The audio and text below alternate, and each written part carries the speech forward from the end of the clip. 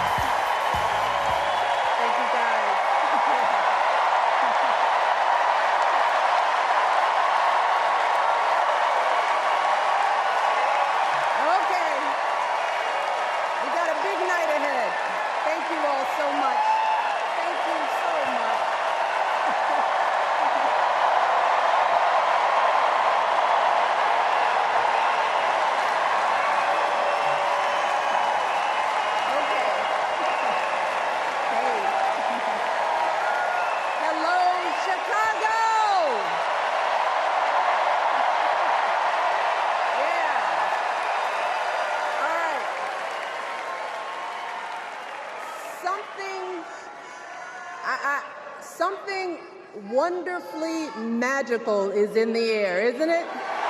Yeah. You know, we're feeling it here in this arena, but it's spreading all across this country we love. A familiar feeling that's been buried too deep for far too long. You know what I'm talking about. It's the contagious power of hope. The anticipation, the energy, the exhilaration of once again being on the cusp of a brighter day. The chance to vanquish the demons of fear, division, and hate that have consumed us and continue pursuing the unfinished promise of this great nation, the dream that our parents and grandparents fought and died and sacrificed for. America, hope is making a comeback.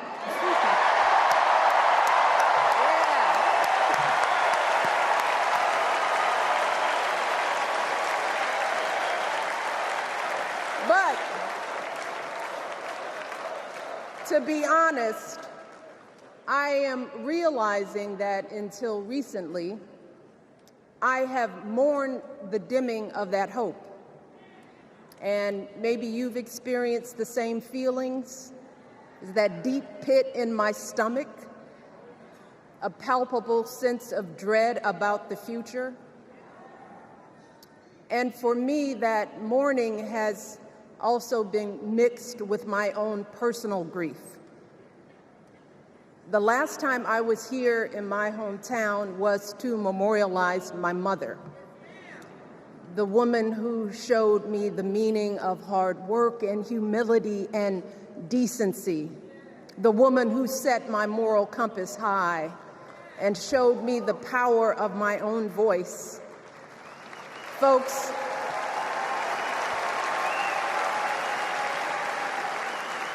I still feel her loss so profoundly. I wasn't even sure if I'd be steady enough to stand before you tonight, but my heart compelled me to be here because of the sense of duty that I feel to honor her memory and to remind us all not to squander the sacrifices our elders made to give us a better future. You see, my mom, in her steady, quiet way, lived out that striving sense of hope every single day of her life. She believed that all children, all people have value, that anyone can succeed if given the opportunity. She and my father didn't aspire to be wealthy. In fact, they were suspicious of folks who took more than they needed. They understood that it wasn't enough for their kids to thrive if everyone else around us was drowning. So my mother volunteered at the local school. She always looked out for the other kids on the block. She was glad to do the thankless, unglamorous work that for generations has strengthened the fabric of this nation. The belief that if you do unto others, if you love thy neighbor, if you work and scrape and sacrifice, it will pay off. If not for you, then maybe for your children or your grandchildren. You see, those values have been passed on through family farms and factory towns, through tree-lined streets and crowded tenements, through prayer groups and National Guard units and social studies classrooms. Those were the values my mother poured into me until her very last breath. Kamala Harris and I built our lives on those same foundational values. Even though our mothers grew up an ocean apart, they shared the same belief in the promise of this country. That's why her mother moved here from India at 19. It's why she taught Kamala about justice, about the obligation to lift others up, about our responsibility to give more than we take.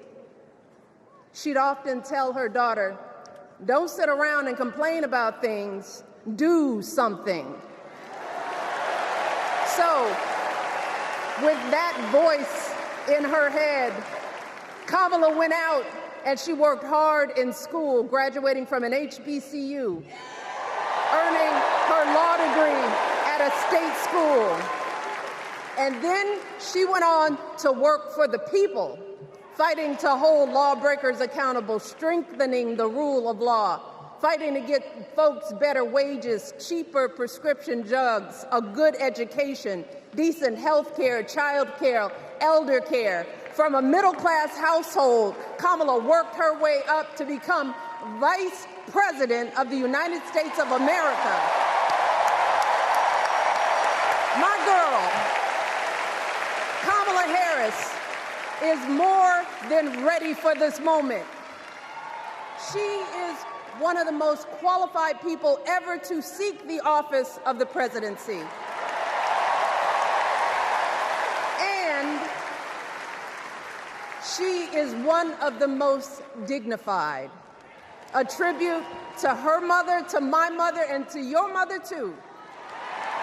The embodiment of the stories we tell ourselves about this country. Her story is your story. It's my story. It's the story of the vast majority of Americans trying to build a better life. Look, Kamala knows, like we do, that regardless of where you come from, what you look like, who you love, how you worship, or what's in your bank account, we all deserve the opportunity to build a decent life. All of our contributions deserve to be accepted and valued. Because no one has a monopoly on what it means to be an American. No one.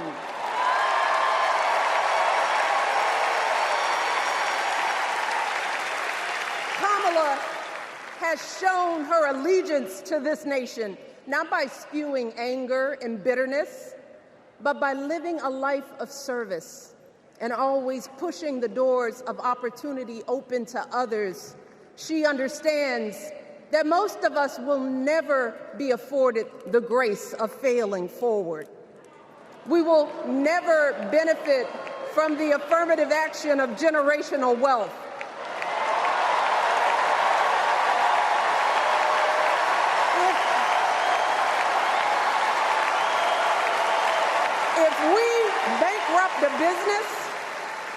If we bankrupt a business or choke in a crisis, we don't get a second, third, or fourth chance. If things don't go our way, we don't have the luxury of whining or cheating others to get further ahead. No. change the rules so we always win. If we see a mountain in front of us, we don't expect there to be an escalator waiting to take us to the top. No. We put our heads down. We get to work. In America, we do something. And throughout her entire life, that's what we've seen from Kamala Harris. The steel of her spine, the steadiness of her upbringing, the honesty of her example, and yes, the joy of her laughter and her light. It couldn't be more obvious. Of the two major candidates in this race, only Kamala Harris truly understands the unseen labor and unwavering commitment that has always made America great.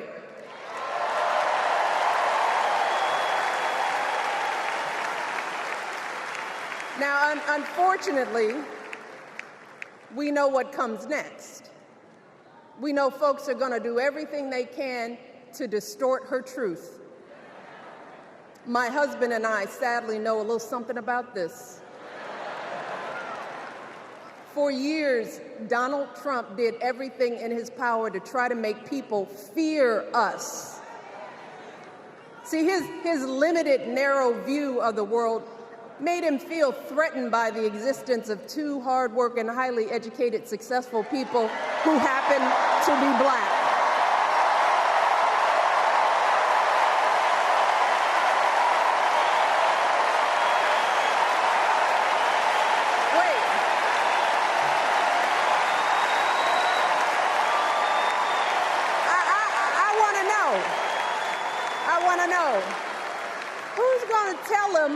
Who's going to tell him that the job he's currently seeking might just be one of those black jobs?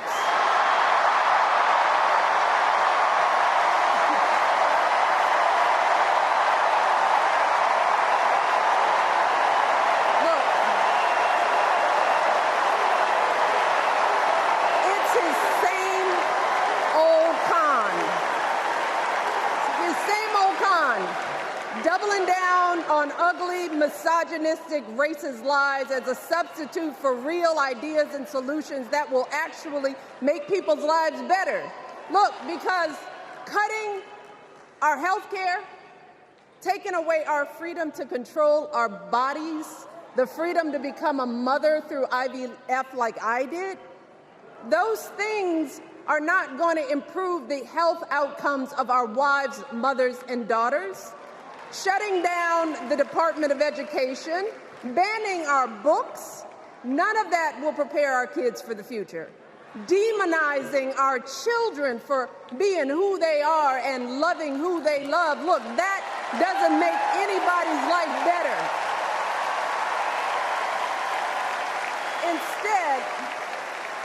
Instead, it only makes us small.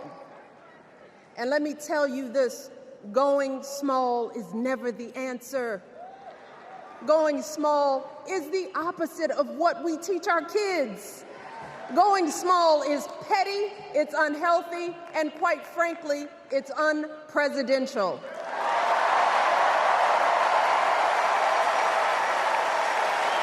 So, why would any of us accept this from anyone seeking our highest office? Why would we normalize that type of backward leadership? Doing so only demeans and cheapens our politics. It only serves to further discourage good, big-hearted people from wanting to get involved at all. America, our parents taught us better than that, and we deserve so much better than that. That's why we must do everything in our power to elect two of those good, big-hearted people. There is no other choice than Kamala Harris and Tim Walz. No other choice.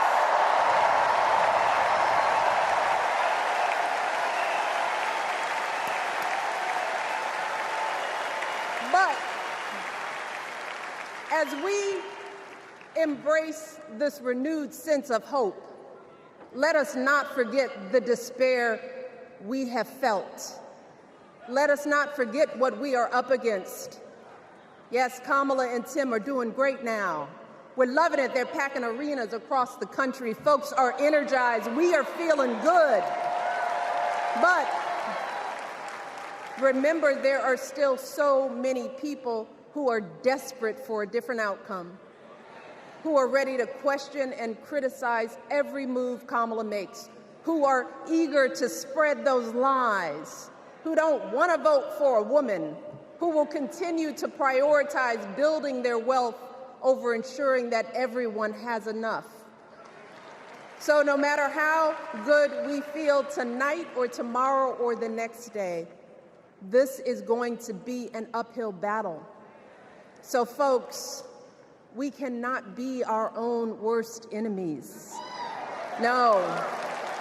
See, because the minute something goes wrong, the minute a lie takes hold, folks, we cannot start wringing our hands. We cannot get a Goldilocks complex about whether everything is just right. And we cannot indulge our anxieties about whether this country will elect someone like Kamala instead of doing everything we can to get someone like Kamala elected.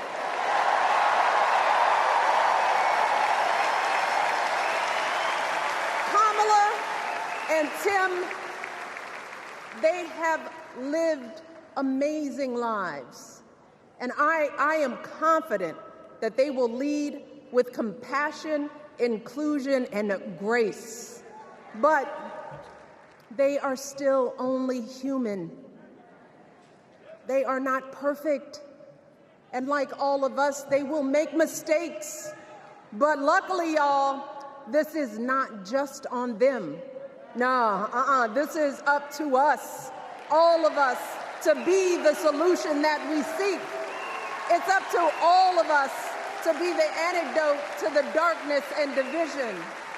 Look, I don't care how you identify politically, whether you're Democrat, Republican, Independent, or none of the above. This is our time to stand up for what we know in our hearts is right.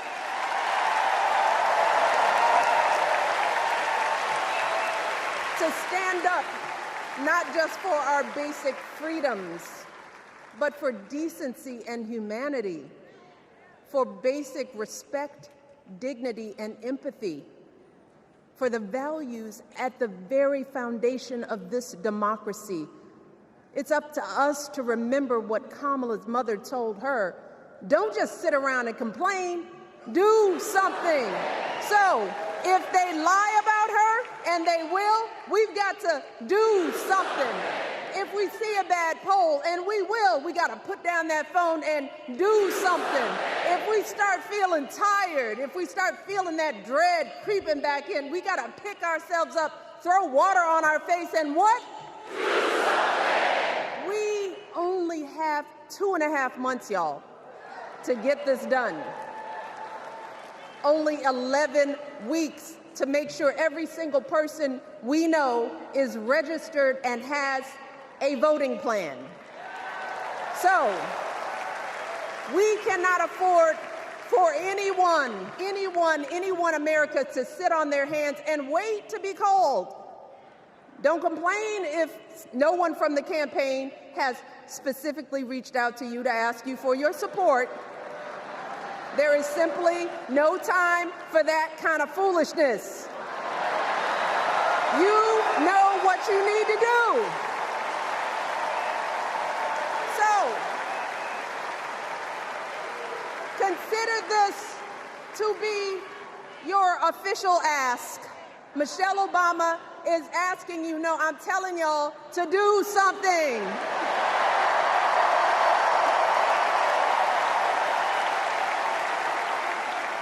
Because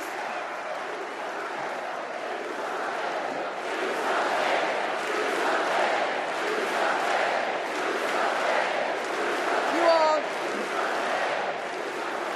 this election is going to be close. In some states, just a handful, listen to me, a handful of votes in every precinct could decide the winner.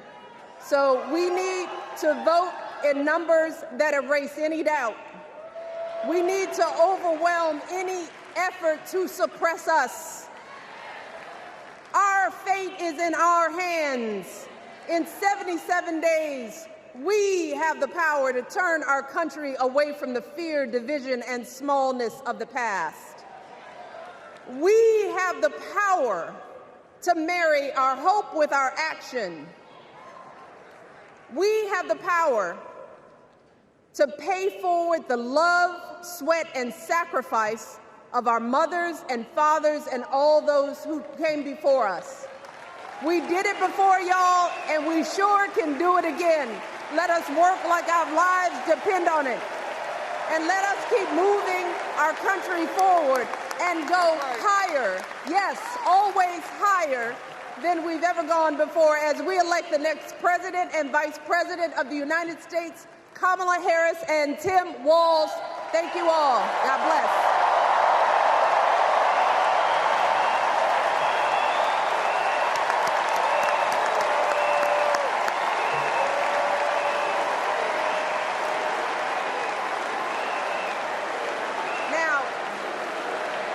Before I go,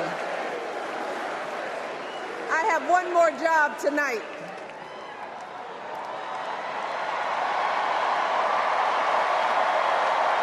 Yeah, one more job. You all, thank you for all the love, but it is now my honor to introduce somebody who knows a whole lot about hope. Someone who has spent his life strengthening our democracy, and let me tell you, as someone who lives with him, he wakes up every day, and thinks about what's best for this country.